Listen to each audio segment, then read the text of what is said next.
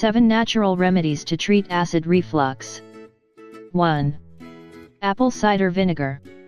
As previously mentioned, acid reflux is produced when there is very little acid in the stomach. To alleviate this, you can take a spoonful of pure apple cider vinegar without diluting it in a glass of water. Apple cider vinegar will improve the amount of stomach acid. 2. Baking soda. Baking soda's properties help neutralize stomach acid, especially when the burning sensation caused by acid reflux exists. You can simply dissolve a teaspoon of baking soda in a glass of water and drink it. It isn't recommended to drink this regularly, but you can drink it when the pain is unbearable. 3. Aloe vera juice.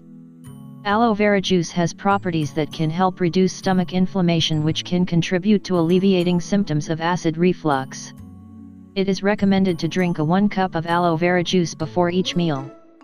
It is important to mention that it can have a laxative effect if you drink it in excess. 4. Ginger root. Ginger is a powerful root that has gastroprotective properties that help block acid and suppress Helicobacter pylori bacteria. According to studies conducted in 2007, this ingredient is 8 times more powerful than lansoprazole in preventing the formation of ulcers. To take advantage of these properties, it is recommended to prepare a ginger tea, adding 2 or 3 slices of ginger to 2 cups of hot water. Allow it to boil and preferably drink it 20 minutes before each meal. 5. Betaine. Another good option to treat this problem is a betaine hydrochloride supplement, which can be bought at a health food store with no prescription. You should take the recommended amount to alleviate the burning sensation and then reduce it to 1 capsule. Taking it regularly will help your body digest food better, and will also help eliminate H. pylori bacteria. 6. Vitamin D.